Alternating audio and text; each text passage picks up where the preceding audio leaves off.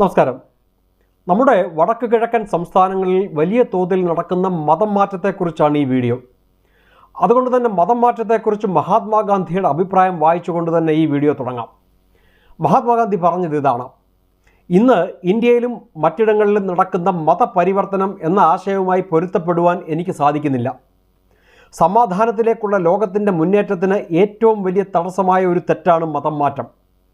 ഒരു ക്രിസ്ത്യാനി എന്തിന് ഒരു ഹിന്ദുവിനെ ക്രിസ്ത്യാനിയാക്കണം? ആ ഹിന്ദു ഒരു നല്ല മനുഷ്യനാണെങ്കിൽ ക്രിസ്ത്യാനി എന്തുകൊണ്ട് അതിൽ തൃപ്തനാകുന്നില്ല? ഇതാണ് മഹാത്മാഗാന്ധി ചോദിക്കുന്നത്. അദ്ദേഹം ചോദിക്കുന്നത്, ഒരു ഹിന്ദു ഓൾറെഡി ഒരു നല്ല മനുഷ്യനാണെങ്കിൽ പിന്നെ എന്തിനാണ് അയാളെ ഒരു ക്രിസ്ത്യാനിയാക്കി വീണ്ടും ഒരു നല്ല മനുഷ്യനാക്കുവാൻ ശ്രമിക്കുന്നത് എന്നാണ്. അയാൾ ഓൾറെഡി ഒരു നല്ല മനുഷ്യനാണ്, എന്തുകൊണ്ട് അയാളെ അതേ രീതിയിൽ അംഗീകരിക്കുവാൻ ഒരു ക്രിസ്ത്യാനിക്ക് സാധിക്കുന്നില്ല? ശരിയല്ലേ മഹാത്മാഗാന്ധിയുടെ ചോദ്യം? ഭാരതത്തിൽ ഏറ്റവും അധികം മതം മാറ്റം നടക്കുന്നത് വടക്ക് കിഴക്കൻ സംസ്ഥാനങ്ങളിലാണ്.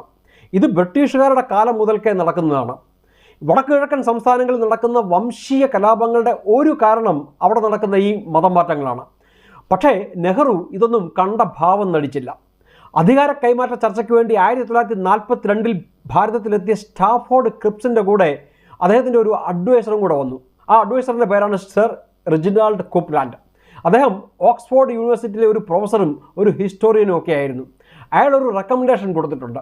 ആ റെക്കമെൻഡേഷൻ അനുസരിച്ച് ആസാമിലും വടക്ക് കിഴക്കൻ സംസ്ഥാനങ്ങളിലും ഒക്കെ ക്രിസ്ത്യൻ മിഷണറിമാർ നടത്തുന്ന പ്രവർത്തനങ്ങൾ അഭംഗുരം നടക്കുവാൻ സമ്മതിക്കണം, ഈവൻ ആഫ്റ്റർ ഇൻഡിപെൻഡൻസ്.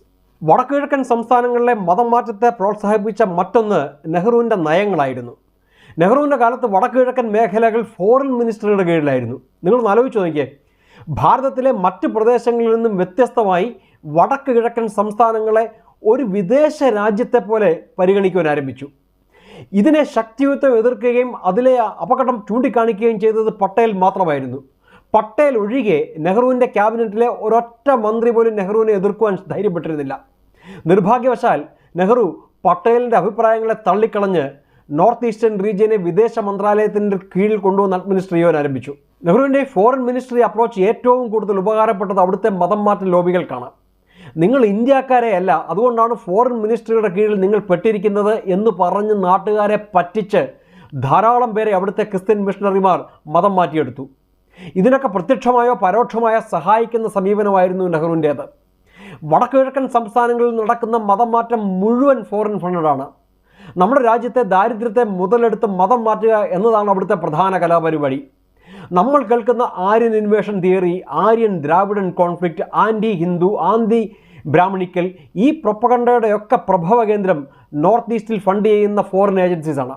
ക്രിസ്ത്യാനിറ്റിയിലേക്കും ഇസ്ലാമിലേക്കും നടക്കുന്ന 99% കൺവേർഷനും ഇല്ലീഗലാണെന്ന് സംശയിക്കേണ്ടി വരും. യഥാർത്ഥത്തിൽ 1% മാത്രമാണ് റിയൽ സ്പിരിച്വൽ കൺവേർഷൻ. ബാക്കി 99%ത്തിലും നടക്കുന്നത് സ്പിരിച്വൽ മർഡറാണ്. എബ്രഹാമിക് റിലീജിയനിൽ ഏതാണ് ബെറ്റർ എന്ന ചോദ്യത്തിന് അർത്ഥമില്ല. ഇവയിൽ പലതും നമ്മുടെ മുന്നിൽ പ്രത്യക്ഷപ്പെടുന്നത് religion of compassion, religion of peace, ഈ രൂപത്തിലൊക്കെയാണ്. ഈ സമാധാന മതക്കാർ ആഫ്രിക്കയിലും ഏഷ്യയിലും യൂറോപ്പിലും സൗത്ത് ആഫ്രിക്കയിലും സൗത്ത് അമേരിക്കയിലും നോർത്ത് അമേരിക്കയിലും ഒക്കെ കൊന്നൊടുക്കിയ അന്യമതസ്ഥരുടെ എണ്ണത്തിന് കയ്യും കണക്കുമില്ല. Millions are there. എബ്രഹാമിക് റിലീജിയൻസിനെ സംബന്ധിച്ച് അവരുടെ മതമാണ് സുപ്പീരിയർ. അതാണ് ഓൺലി ട്രൂ റിലീജിയൻ. ഭാരതത്തിൽ കൺവേർഷൻ മാഫിയ മിസ്യൂസ് ചെയ്യുന്നത് ഇവിടുത്തെ ദാരിദ്ര്യത്തിനെയാണ്. നെഹ്റുവിയൻ സോഷ്യലിസമാണ് ദാരിദ്ര്യത്തിന് കാരണം. ആ അർത്ഥത്തിൽ ദാരിദ്ര്യം നിലനിർത്തുന്ന നെഹ്റുവിയൻ സോഷ്യലിസമാണ് മതം മാറ്റത്തിന് പ്രോത്സാഹനം കൊടുക്കുന്നത്. അടുത്തയാഴ്ച മറ്റൊരു നെഹ്റുവിയൻ ബ്ലണ്ടറുമായി കാണുന്നതിനും വരെ thank you so much. Vande Mataram.